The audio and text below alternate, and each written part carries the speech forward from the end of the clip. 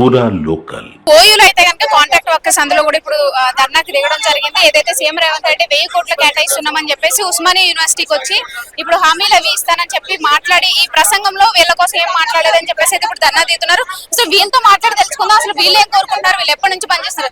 మీరు 20 ఏళ్ళు 30 ఏళ్ల నుంచి పనిచేస్తున్నామండి. మా గురించి ఒక్క సమస్య గురించి మాట్లాడలే వీసీ గారు. అందుకనే మాకు ఎంతో బాధ అనిపించింది. వీసీ చెప్తేనే సీఎం కి తెలుస్తుంది కదా, మరి వీసీ ఎందుకు చెప్పలేదు? గతంలో మాకు టెంట్ కింద వచ్చి ఈద్ మిల్ అయినప్పుడు మా దగ్గరకు వచ్చి టెంట్ కింద వచ్చి మీ సమస్యలు అన్నిటికీ నేను పరిష్కరిస్తాను, మీరు ఎటువంటి బాధ పడొద్దు, నేను ఒక్క 2-3 నెలల్లో మీకు ఏ గవర్నమెంట్ నుంచి ఏది వచ్చినా నేను మీకు తీరుస్తానని చెప్పిండండి. ఇప్పుడు వరకు ఆ హామీ లేదు, ఏం లేదు. వీసీ అసలు మాకు దగ్గర రానివ్వకుండా చేస్తుంది, కలవకుండా అసలు అపాయింట్మెంట్ కూడా ఇస్తలేడు. మరి ఇక్కడ ఉద్యోగాలు మేము పని చేస్తేనే యూనివర్సిటీ నడుస్తుంది. ఉట్టిగానే నడుస్తుందా? పిల్లలు ఉట్టిగానే వచ్చి చదువుకుంటున్నారా?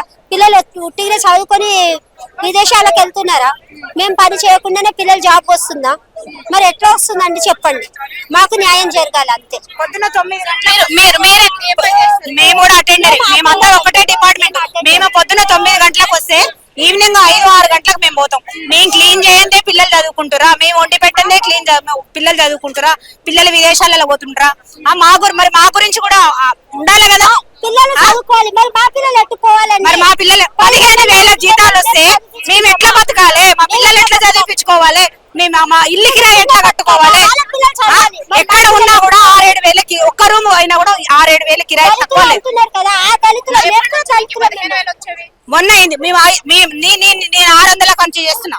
600 ఫస్ట్ డ్యూటీ 600 నుంచి ఇప్పుడు 15,000 ఎత్తుతున్నా. ఇప్పుడు 15,000 మరి ఇప్పుడు 15,000 తోటలు అందరూ అట్లనే బతుకుతురా యూనివర్సిటీలో ప్రొఫెసర్లు?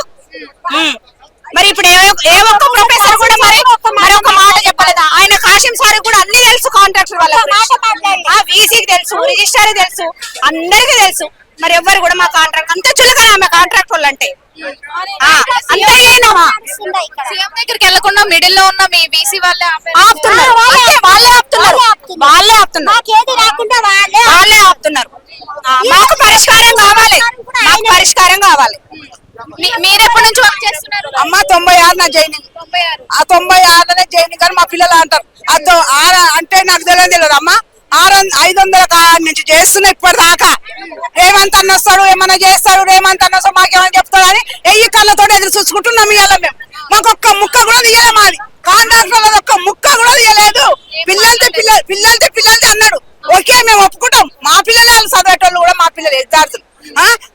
తెలంగాణ ఎంతమంది పిల్లలు చచ్చిపోయారు మా పిల్లలు. మేము కూడా ఇలా అట్లా సావాలా? ఇంత కష్టం చేసుకుంటా యూనివర్సిటీలో పుట్టి, యూనివర్సిటీలో పెరిగి, యూనివర్సిటీలో డ్యూటీ చేసుకుంటే ఎన్ని ఏళ్ళు చేయాలి? మేము చెప్పురి, ఎన్ని ఏళ్ళు చేయాలి?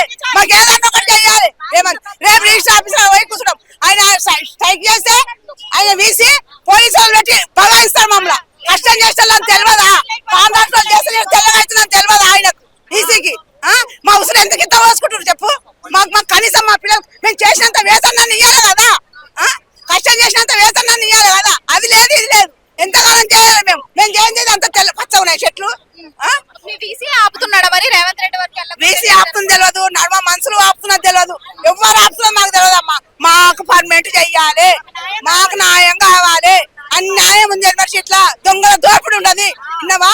సర్వ అబద్ధాలు ఉన్నాయి, లంగా పుక్కలు ఉన్నారు అందరూ తెలుసా? అంటే పొక్కలు వేసుకుంటారు, మాకు ఏమో అయ్యారు. ఆ జీతంలో కూడా కట్ చేస్తారు మాకు, విన్నావా? అట్లా చేస్తున్నారు.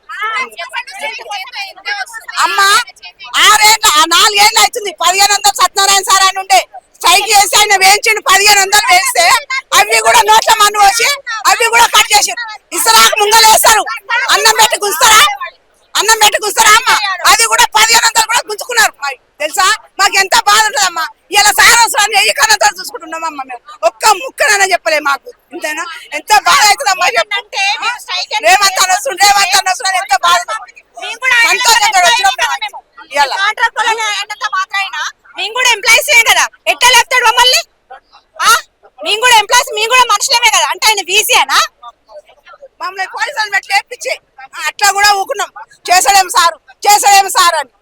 మాకు చదువు రాదా? రేవంత్ అన్న ఎప్పుడు చూడు, నేను చదువుకోలేదని, నేను ఇంతనే చదివాను. మేము ఆ ముక్క కూడా రాదా మాకు, ఉన్నావా?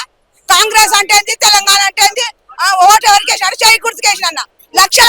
నేను చేయి గుర్తుకు అన్నది లక్షల మందికి చూసిండ్రు కాంగ్రెస్ గెలదన్నమాట ఏం న్యాయం జరగలేదు ఆయనకి ఏం చెప్తున్నారు రేవంత్ అన్నకు మాకు రేవంత్ అన్న న్యాయం చెయ్యాలి మాకు న్యాయం చెయ్యాలి మాకు న్యాయం జరగాలి రేవంత్ సార్ అంటే యూనివర్సిటీకి వస్తుంటే మధ్యాహ్నం ప్రజాపాలకులు ఆపుతురు నన్ను అన్నాడు కదా ఇప్పుడు మా సమస్య కూడా మరి బీసీ ఆయన రేవంత్ రెడ్డి దగ్గర తీసుకుపోవడానికి ఇక్కడ పాలకులు ఎవరు ఆపుతుర్రో మాకు తెలియదు కదా మాకు తెలియదు కదా మేము పోతాం డైరెక్ట్ మేమే వెళ్తాం మరి మేమే వెళ్తాం మరి తెలంగాణ రావాలని ఎంత మంది పిల్లలు వచ్చారు తెలంగాణ వచ్చినాక పిల్లలకి ఏం న్యాయం చేసిపోయింది కేసీఆర్ అనాలు ఉండబోసి రోగాల పాలు అయ్యిండు కదా మనసులు ముట్టి మాతోటి గెలిపించుకున్నాడు ఓట్లు వేయించుకున్నాడు రోగాల పాలు అయ్యిండు ఏం చేసిండు కేసీఆర్ 10 రూపాయలు తీసుకోలేదు ఏం చేసిండు చెప్పు కట్టలు నాశనం అయిపోతాం మా కలకల మా ఆడపిల్ల కలకల ఉంటే పోదు విన్నవా ఇప్పుడు రేవంత్ అన్న ఆడోళ్ళకు రాజ్యం ఆడోళ్ళు ఏం రాజ్యం ఉంది ఏముంది చెప్పు మాకు ఇలా అన్యాయం జరిగింది ఇలా మాకు యూనివర్సిటీలో అన్యాయం జరిగింది మాకు